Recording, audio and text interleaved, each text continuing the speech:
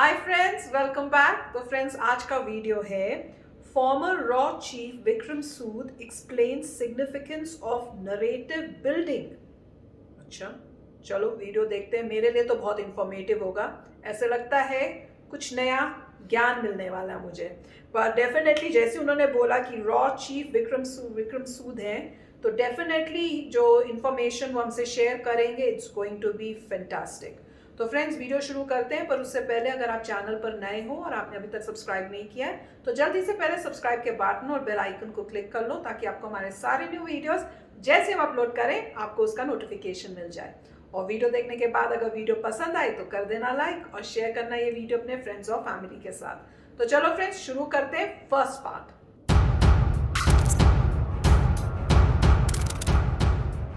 वो आपने वो नैरेटिव बनाया है, वो अब नैरेटिव सूट करता है आपको कि ऐसा बोलना, इनके खिलाफ बोलना। मोदी हिंदू नेशनलिस्ट है, तो हिंदू है तो हिंदू ही तो होगा ना, क्रिश्चियन तो नहीं हो जाएगा ना। और अपनी बारी क्रिश्चियन नेशनलिज्म, क्रिश्चियन सिविलाइजेशन बोलते हैं लोग। हम हिंदू सिविलाइजेशन बोलेंगे तो कहेंगे आप हिंदुत्व का कर रहे हैं, आप फलां कर रहे हैं, ये कर रहे हैं, वो कर रहे हैं। ये फर्क देख, नैरेटिव में आप नुआंस करके बात करते हैं, तो ये नैरेटिव बनता है, रिच एंड पावरफुल बनाते हैं। लेकिन ये युद्ध नहीं जीते हैं, वियतनाम नहीं जीते, अफगानिस्तान में देख लीजिए क्या हो रहा है, इराक में क्या हुआ, ये सब होता रहा। लेकिन जो नैरेटिव है कि ये सबसे ताकतवर मुल्क है, वो नहीं बदला है, वो कायम है, क्योंकि आपने नैरेटिव बना रखा है। कहानियां ऐसे गढ़ी जाती हैं, अपने मकसद के लिए गढ़ी जाती हैं, आधी सच होती है, सच भी नहीं होती, कुछ सच होती है उसको बढ़ा दिया जाता है। इसीलिए military power, economic power, technological power के अलावा आपको पावर ऑफ नैरेटिव चाहिए कि आप अपनी कहानी क्या गढ़ रहे हैं, दुनिया को क्या बताते हैं, सुपीरियरिटी कैसे एस्टैब्लिश करते हैं। वेलकम व्यूअर्स, आप देख रहे हैं डिफेंसिव ऑफेंस और मैं हूं वैभव। आज आपके साथ एक बहुत ही स्पेशल प्रोग्राम मैं लेके आया हूं। मेरे हाथ में आप देख सकते हैं एक किताब है। इस बुक के जो राइटर हैं उनके बारे में मैं बता दूं कि रॉ के पूर्व चीफ रह चुके हैं, हमारे साथ डिफेंसिव ऑफेंस पे 2 प्रोग्राम्स कर चुके हैं ऑलरेडी, और फॉर्चुनेटली आज हम तीसरा प्रोग्राम करने वाले हैं। और ये बुक है the ultimate goal, a former raw chiefs deconstructs how nations construct narratives. So, very welcome, sir. Thank you, Weber. Good to be back with you. It's a pleasure, sir. It's always a pleasure. Sir, इस book के बारे में sir मैं इससे पहले कि sir कुछ पूछूं, मैं सर कुछ अपने पर्सनल एक्सपीरियंसेस सर मैं शेयर करना चाहता हूं कि दो चीजें सर। एक तो पहली, एक ये किताब ऐसी किताब है जिसको आप कहीं से भी खोल लें, you can start reading it from anywhere. It does not need to be कि आप इसको शुरू से ही पढ़ेंगे तो आपको समझ में आएगी। एंड सर दूसरी चीज सर मुझे समझ में आई कि sir the points that you have covered in the book, हम अक्सर आज की डेट में जो भी लोग सिक्योरिटी या स्ट्रेटेजिक अफेयर्स के बारे में लिखते, पढ़ते या बोलते हैं, हम सबको ये चीजें कहनी थी, बट हम इनको बिट्स एंड पीसेस में हम इनको डिस्कस कर देते, हम इन्हें बोलते थे sir you have compiled everything in one book sir, so a great thanks and a lot of compliments for that. And तो सर इसमें sir I'll start with one line which I found very catching.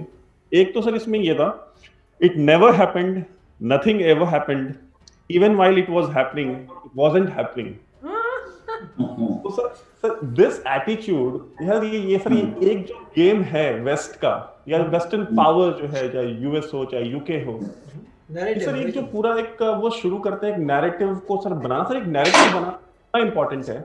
और दूसरा कि किसी भी चीज की existence को खत्म कर देना, it never happened even when it was happening. तो sir how do you define this sir? नहीं, मतलब अगर आप सारा कुछ खुद कंट्रोल कर सकते हैं, असला आपके पास है, पैसा आपके पास है, साइंस एंड टेक्नोलॉजी आपके पास है, और बात बताने का जरिया भी आपके पास है। रॉयटर्स है, CNN है, किताबें लिख डाली, रेडियो वेव्स, टेलीविजन, सब कंट्रोल्ड है। कंट्रोल माने वेस्टर्न बेस्ड है। और प्राइवेट कॉरपोरेशंस कंट्रोल 6 और 9 प्राइवेट कॉरपोरेशंस कंट्रोल करती हैं वेस्टर्न मीडिया। तो आप कह लेंगे फ्री है, but they are also corporate. Corporate worlds control that media, and corporate worlds are national, in the national interest plus international.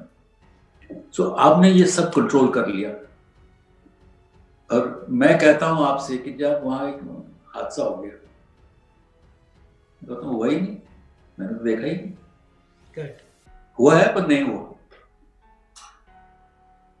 जब टेररिज्म होती है कहीं विदेश में, कहीं और जगह, तो एक दिन में बात खत्म हो जाती है। अगर अमेरिका में हो गया तो दुनिया का तहस नहस हो गया। ठीक है, ये है नैरेटिव आपका।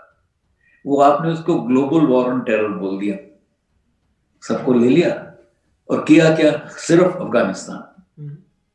उसके बाद इराक दूसरे मुद्दे को लेके।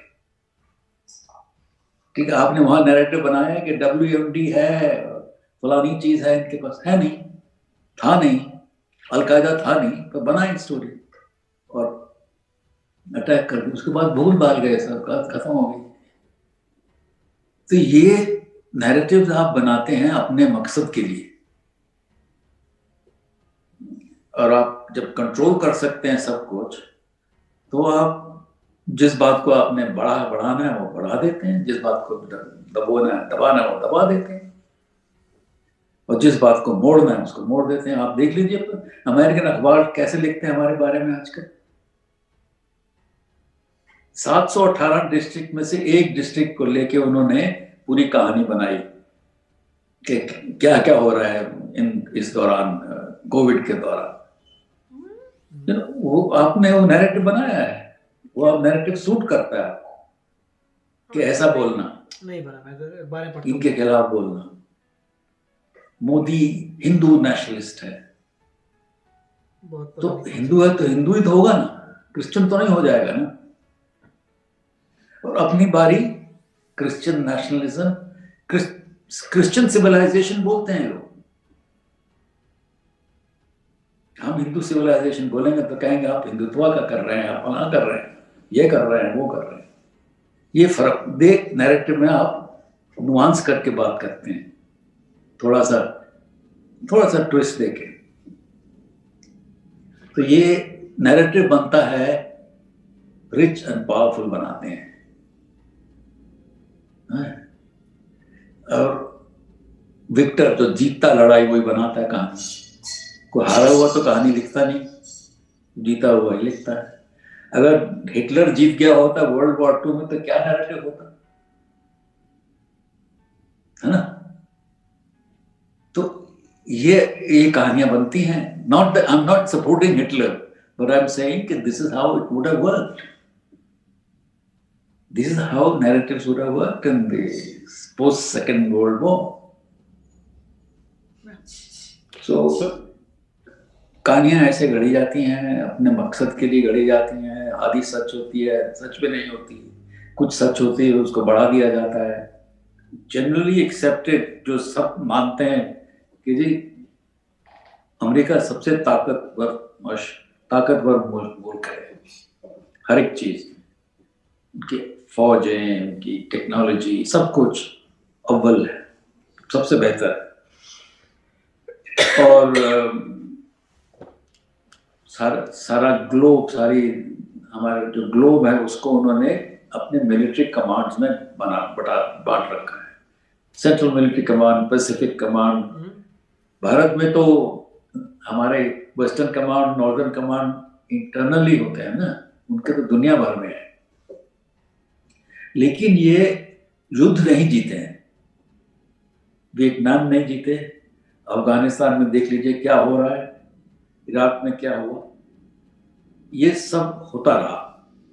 लेकिन जो नैरेटिव है कि ये सबसे ताकतवर मुल्क है, वो नहीं बदला है, वो कायम है, क्योंकि आपने नैरेटिव बना रखा है। भले ही लिमिट जो मिलिट्री पावर की जो लिमिटेशन है वो नहीं हो पाती, कायम नहीं है। इसीलिए military power, economic power, technological power के अलावा आपको पावर ऑफ नैरेटिव चाहिए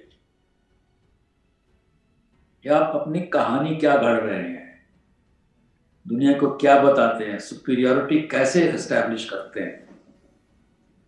है मेरा ये अमेरिका के खिलाफ नहीं है, ये सिर्फ अपने लोगों को बताना है कि नैरेटिव्स ऐसे बनते हैं। तो आपको कुछ बनना है तो आपको नैरेटिव बनाना पड़ेगा, अपनी कहानी खुद बताइएगा ना, दूसरा तो नहीं आगे बताएगा। दूसरा तो आपको पता है न्यूयॉर्क टाइम्स क्या लिख देता है, वॉशिंगटन पोस्ट कुछ और लिख देता है, इकोनॉमिस्ट कुछ लिख देता है, बीबीसी कुछ कह देती है, CNN कुछ और कह देती है। तो ये तो हमको खुद करना होगा, स्वयं करना पड़ेगा।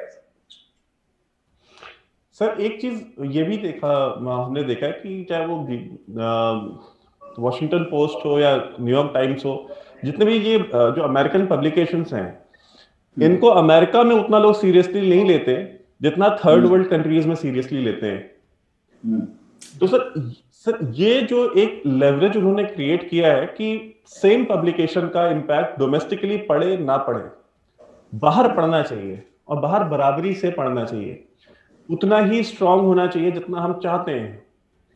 सर ये कितना सिग्निफिकेंट है, और सर ये इसके पीछे मैकेनिज्म कैसे क्या है, और ये क्या ये डेलिबरेटली इस तरह से इसको डिजाइन किया गया है और इट इज नेचुरल ऑर्गेनिक?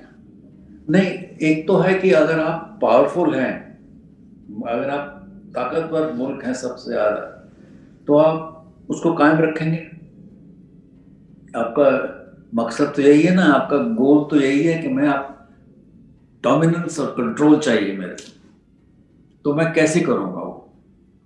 हर जगह तो अपनी फौज नहीं भेज सकते, सबको दबा नहीं सकते आजकल। तो आप नैरेटिव से करेंगे, सुपीरियरिटी करेंगे, तुम तो बेकार हो, मेरे से सीखो, मैं बताता हूं तुम क्या गलतियां कर रहे हो। उनके यहाँ ब्लैक लाइव्स मैटर नहीं होता है, उनके यहाँ स्लेवरी नहीं थी क्या? उनके यहाँ रेड इंडियंस का क्या हुआ? तो ये हिस्टोरिकल फैक्ट्स हैं। जैसे हमारे यहाँ भी प्रॉब्लम्स हैं, we have casteism, we have all those problems, पर इसका मतलब ये नहीं कि वो बिल्कुल दूध के धुले हैं। तो लेकिन बात आपकी करेंगे। आपको याद, आपके टाइम शायद नहीं उतना होता होगा, हमारे टाइम में बीबीसी जब टीवी में कुछ दिखाती थी या अखबारों में कुछ छापते थे, तो सड़क पे पॉवर्टी दिखाते, झुंड गाय का झुंड चला आ रहा है, फिर नीचे लिख देंगे हिंदूज वर्शिप काउ, ठीक है? या ऐसी स्नेक चार्मर। हमारे यहाँ तो मिसेस कैनेडी केम, हमने तो उनको शायद दिया था एक डेमोन्स्ट्रेशन स्नेक चार्मर का।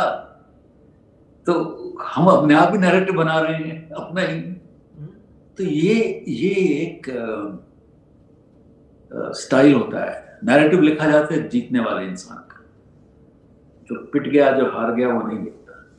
तो हमारा नैरेटिव तो अंग्रेजों ने लिखा था, हम तो बस वही करते थे शुरुआत में। अब इसी वजह से मैंने सोचा कि मैं अपने जवान, जो आने वाली पीढ़ी है, उनको बताऊं कि कैसे करना है आपको।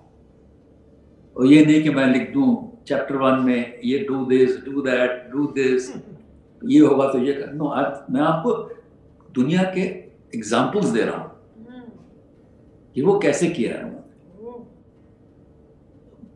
जैसे कि दे काउंसिल ऑन फॉरेन रिलेशंस, एक बहुत मजबूत स्ट्रॉन्ग थिंक टैंक मान लीजिए, जिसका ये फॉरेन अफेयर्स मैगजीन आता है क्वार्टरली, बाई मंथली।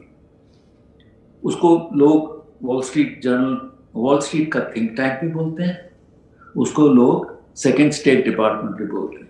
इतना पावरफुल, सारे प्रेसिडेंट एक्सेप्ट ट्रम्प उसके मेंबर हो चुके हैं सब। all the major industrial leaders, thinkers, writers, authors, journalists are invited to become members. तो वहाँ कोई ऐसा नहीं है कि आज ये बात करनी है तो सब आके उस पर अपने अपने डिस्कशंस होती हैं, बुक्स लिखी जाती हैं, लिटरेचर बनाते हैं, और सीरियस स्टफ, गुड स्टफ, बेहतरीन होता है उनका आउटपुट, तो वो कंट्रीब्यूट करता है ना think tanks to the thinking of the government. और यूनाइटेड स्टेट्स में दूसरा सिस्टम भी है, आपको तो मालूम है, रिवॉल्विंग डोर जिसको बोलते हैं। आज स्टेट डिपार्टमेंट है, कल थिंक टैंक में है, परसों दूसरी सरकार में है, तो घूम घाम के फिर वहीं वापस। आज पेंटागन में है तो कल किसी इंडस्ट्रियल डिफेंस कॉन्ट्रैक्टर के साथ लगे हुए हैं, फिर किसी थिंक टैंक के साथ लगे हुए हैं, फिर किसी कॉर्पोरेशन के साथ, ये चलता है। तो ये आपका डोनाल्ड रम्सफेल्ड जिलियड का चेयरमैन था, Gilead is a pharma company. Right sir. तो जो हमारे यहाँ तो है नहीं ना ऐसा, हम तो बड़ा सस्पेक्ट करते हैं अपने कॉर्पोरेट सेक्टर को, और वही मार्क्सिस्ट फिलॉसफी, पैसा खा जाएंगे, ये कर देंगे, हमको गरीब बना देंगे। भाई वो नहीं होगा तो आप कैसे चलाएंगे ट्रैक्टर अपने, सड़कें कैसे बनाएंगे अगर वो आपको अर्थ मूवर नहीं ला के देगा, है ना? आप टेलीफोन, सेल फोन इतना सस्ता कैसे बनाते हैं? कॉल इतनी फ्री कैसे होगी? 17 रुपए 18 रुपए होती थी पर मिनट कॉल, अब फ्री है, कैसे हुआ है? तो आपको कॉर्पोरेट सेक्टर ने दिया है ना ये सब। सो हमको एक टोटल एफर्ट है, सबको लेके करना पड़ेगा। मेरे आपके अकेले बोलने से नहीं बनेगा ना नैरेटिव। हम हैं क्या, हमारी पहचान क्या है? क्योंकि इतना बड़ा मुल्क है, प्रॉब्लम्स तो होंगी। घर में 4 लोग होते हैं तो उनमें झगड़े हो जाते हैं, तो यहाँ तो 1.3 बिलियन लोग हैं, सबकी समस्या है, सबकी एस्पिरेशंस हैं, सबके डिसअपॉइंटमेंट्स हैं, तो चलता है। तो फ्रेंड्स, अभी तो इंटरव्यू बहुत ही अच्छा चल रहा है, काफ़ी लर्नेड हैं और ऑब्वियसली चीफ हैं, तो उनकी तो सोच काफ़ी इन डेप्थ होगी इस मामले में। और जैसे ये बता रहे हैं नैरेटिव बिल्डिंग, इस एंगल से तो मैंने कभी सोचा भी नहीं था। मतलब थोड़ा थोड़ा मुझे याद है, पापा से जब बातें होती थी, डिस्कशंस होती थी, तो वो बोलते थे कि जो अमेरिका है, मतलब मेरे अमेरिका आने से पहले जब वो बातें होती थी तो बताते थे कि अमेरिका जो है हर चीज़ बड़ी सोच समझ के, उनकी बड़े वो हर चीज़ में वो मतलब अपना थॉट डाल के पूरा प्लान करके ही हर स्टेप लेते हैं, तो वो ऐसे नहीं करते। और तभी पापा ने मुझे तब एक्सप्लेन भी, मुझे याद है, किया था चाइना के बारे में कि क्यों चाइना के साथ हुआ है और वो सब, और इंडिया क्यों नहीं है और वो सब, तो वो सब उन्होंने सोच के किया था। अब ये अलग बात है कि जब उन्होंने जो सोचा था उससे अब थोड़ा डिफरेंट हो गया, अब उनको रियलाइज हो रहा है कि उस हिसाब से नहीं चला। तो वही वो कह रहे हैं कि नरेटिव बिल्डिंग में तो ही वैसे है माहिर, ऑब्वियसली सुपर पावर है तो उसके पास कंट्रोल है। तो ये काफ़ी अच्छी अच्छी बातें बता रहे हो, बोल रहे हैं कि इंडिया को भी अब इस एंगल से सोचने की ज़रूरत है, तो बहुत अच्छा बता रहे हैं। राइट, सो काफ़ी अच्छा है, ब्रिलियंट लग रहा है, ब्रिलियंट ये जो वीडियो है, और उनके विचार काफ़ी अच्छे हैं। और उन्होंने कहा है कि मैं अमेरिका को कुछ नहीं बोल रहा, मैं स्ट्रैटेजी दिखा रहा हूँ कि कैसे किया जाता है। तो आप देखिए कैसे किया जाता है, और रिच एंड पावरफुली कर सकते हैं, दैट इज़ ट्रू, जो हर चीज़ को कंट्रोल करता है। और जिस तरीके से उन्होंने कहा था कि अगर यूएस में टेररिज्म हो जाए तो इतना मतलब पंगा पड़ जाता है कि आप वॉर कर देते हैं कंट्रीज़ पे, ठीक है। और ये सही था कि यस, वर्ल्ड ट्रेड टावर्स को डिस्ट्रॉय किया गया था, उसके बाद अफगानिस्तान पर अटैक हुआ, उसामा को पकड़ा गया, उसके बाद इराक के प्रॉब्लम शुरू हो गए, वहाँ पे सद्दाम ख़त्म हुआ, और उसके बाद क्या हुआ आज, कि ऐसा नहीं है कि वहाँ पे नॉर्मल सी आगे चल रहा है, मगर जो करना था वो तो कर दिया, दिखाने के लिए अपने नैरेटिव को। और दूसरा पॉइंट ये है, उन्होंने ये भी सही कहा कि जो लोकल लोग होते हैं वो लोकल न्यूज़पेपर्स को ज़्यादा भाव नहीं देते। जैसे यहाँ पे जो है लोकल लोग जो होते हैं वो न्यूज़पेपर्स को लिटरली नहीं लेते हैं। जैसे न्यूयॉर्क टाइम्स कुछ कह रहा है और वहाँ पे वॉशिंगटन पोस्ट कुछ और कहता है, CNN कुछ और कह रहा है, CNBC कुछ और कह रहा है, CBS कुछ और कह रहा है, तो ABC कुछ और, तो सारे जो न्यूज़, रॉयटर्स कुछ और कह रहे हैं, तो सब जो है अपने तरीके से अपने विचार पोर्ट्रे करें। तो आपको ये सब पढ़ के फिगर आउट करना है कि असलियत क्या है। जैसे कहते हैं कि कभी भी कोई भी डिस्प्यूट होती है तो एक तरफ की आप कहानी नहीं सुनते, दूसरे बंदे की भी कहानी सुन के फिर आपको पता चलता है एक्चुअली हुआ क्या। तो यही बात है, हर बंदा अपना कर रहा है और लोग यहाँ पे स्मार्ट हैं। जैसे इंडिया के लोग स्मार्ट हैं, वो एक न्यूज़पेपर से नहीं जाते, वो सारी न्यूज़पेपर पढ़ते हैं, फिर बोलते हैं अच्छा मोस्टली ये हुआ होगा, और हर एक का अपना अपना वर्जन है जिस तरीके से उनके अपने एजेंडे हैं। तो ये इन्होंने बहुत अच्छी बात की। और नैरेटिव का मतलब यही है कि आप अगर दिखाना चाहते हैं कि सबसे पावरफुल है, आप आर्मी हर जगह तो भेज नहीं सकते, हर कंट्री में तो आर्मी आपकी जा नहीं सकती, तो आप स्टोरी बनाते हैं कि ये होगा और उसे एग्जीक्यूट करते हैं और दिखाते हैं कि मुझे पता, तुम्हें ये नहीं पता, मैं ऐसा करता हूँ, मैं मिलिट्री एक्सरसाइजेस करूंगा। अब आप नॉर्मली किसी को बोलते हैं कि यूएस की मेरी मिलिट्री बहुत स्ट्रांग है, उससे लोगों को फर्क नहीं पड़ता। फिर आप क्या बोलते हैं कि चलिए हम मिलिट्री एक्सरसाइजेस करते हैं, उसमें अपने बेटर वेपन्स ला रहे हैं, आप दूसरे को डिफीट कर रहे हैं, तो अगला बंदा बोलेगा हाँ तो बेटर हो भैया, तुमने मेरे को डिफीट कर दिया। इसीलिए तो मिलिट्री एक्सरसाइजेस होती हैं, क्योंकि अब डिफरेंट कंट्रीज के मिलिट्री एक्सरसाइजेस कर रहे हैं दिखाने के लिए कि हम सुपीरियर हैं, हम तुम्हें सारी एक्सरसाइजेस में हरा चुके हैं, हाँ तुम भी अच्छे हो मगर हम तुमसे ज़्यादा अच्छे हैं। तो वही बातें हो रही हैं और जिस तरीके से बता रहे हैं नैरेटिव कैसे बनता है। और ऑफकोर्स अगर कोई और जीता होता, हिटलर जीता होता, तो अपना नैरेटिव बनाता है। अब उसके बाद इन्होंने बहुत अच्छी बात की थी कि 1000 साल से इंडिया जो है किसी का गुलाम है, एक्चुअली 700 ईयर्स है, 1000 कह लीजिए 700 कर लीजिए, तो नैरेटिव हमारा कौन बना रहा है, कोई और बना रहा है। श्योर, जो आपको रूल कर रहा है उसने नैरेटिव बनाया। और ये भी सही कह रहे हैं कि उस नैरेटिव को हमने सपोर्ट किया, हमें करना नहीं चाहिए था। जैसे वो जो भी कैनेडी आ रही है स्नेक चार्मर कर दिया, वो नहीं करना चाहिए था। अब वो उनका नैरेटिव है, आपको कुछ और, आपको कितने मॉडर्न है, आपको मॉडर्नाइजेशन दिखानी चाहिए इंस्टेड ऑफ स्नेक चार्मर दिखा रहे हैं। तो इन्होंने बहुत अच्छा है। और नॉर्मली जितने भी एजुकेटेड लोग हैं उनको पता होगा नैरेटिव का मतलब क्या है, क्योंकि नैरेटिव जो है ये कॉर्पोरेशंस भी बनाती है। अब किसी भी प्राइवेट कंपनी में काम करते हैं या गवर्नमेंट कंपनी में काम करते हैं और अगर थोड़े सीनियर हैं तो आप ऑलरेडी नैरेटिव बना रहे हैं अपनी दिखाने के लिए कि मेरी कंपनी बड़ी महान है, मेरी कंपनी ग्रेट है। और उसमें होती है, आपको करना पड़ता है, क्योंकि वही पॉइंट है। आपको जैसे इन्होंने एग्जांपल दिया कि यूएसए ऑलरेडी स्ट्रांग है मिलिट्री में, उसका मतलब ऑलरेडी स्ट्रांग है मिलिट्री में, ऑलरेडी स्ट्रांग है सब चीज़ों में, मगर वो प्रूव कैसे करे लोगों को, उसके लिए नैरेटिव बनता है कि ये स्टोरी है, इससे हमने प्रूव कर दिया कि हम स्ट्रांग हैं। तो काफ़ी अच्छा वीडियो, काफ़ी इनके डीप थॉट्स हैं। आपको बुक पढ़िए और मैं भी बुक लाने की कोशिश करूँगा, बट वेरी इंटरेस्टिंग। और नॉर्मली ये स्ट्रैटेजी और एक जो टेक्निक है वो ये है कि यूएस क्या करता है, यूएसए जितने भी पूरे वर्ल्ड के ब्रिलियंट लोग ले आता है अपनी कंट्री में, तो सारे जो ब्रिलियंट लोग आगे वो क्या करेंगे, वो कोशिश यही करेंगे कि यूएसए आगे बढ़े, इसीलिए आगे बढ़ता है, इसीलिए इमिग्रेशन चलता है। क्योंकि यूएसए ने यही कहा कि कौन बनाएगा ये नैरेटिव, कौन आगे लेके जाएगा, स्मार्ट लोग। स्मार्ट लोग कहाँ से आएंगे, हमारी कंट्री में है सो है, तो दुनिया भर के स्मार्ट लोग ले आओ। यहाँ पे एल्बर्ट आइंस्टाइन जो था जर्मन, वो यूएस सिटीजन था, राइट। जब वर्ल्ड वॉर के बाद जो है एल्बर्ट आइंस्टाइन छोड़ के यूएस आता है, यूएस में इतने इन्वेंशन हो जाते हैं, राइट। कितने सारे साइंटिस्ट, जिसने पहला बनाया था रॉकेट वो भी जर्मनी से यहाँ पे आया था, राइट। वैसे कितने सारे आप देखेंगे साइंटिस्ट हैं जो किसी और कंट्री में बॉर्न हुए थे मगर यूएस में आ गए। क्यों? क्योंकि उनकी कंट्री में उनको थोड़ी सी भी प्रॉब्लम होती तो यूएसए बोलता था यहाँ पे आ जाओ, यहाँ तुम्हें प्रॉब्लम नहीं होगी, राइट। तो ऐसे यूएसए ने कितने सारे लोगों को एक्वायर कर लिया बेटर लाइफ दिखाकर। तो काफी अच्छा वीडियो था। तो फ्रेंड्स एंड करते हैं वीडियो, क्योंकि सेकंड पार्ट भी देखना है। तो चलो चलते हैं, मिलेंगे नेक्स्ट वीडियो में बहुत ही जल्द। Till then take care and bye bye. तो अगर आप मेरे इस चैनल पे नए हो तो जल्दी से सब्सक्राइब के बटन को हिट करो और बेल आइकन को क्लिक करो, ताकि आपको मेरा जब नया वीडियो मैं लगाऊं आपको उसके बारे में जल्दी से पता चल जाए।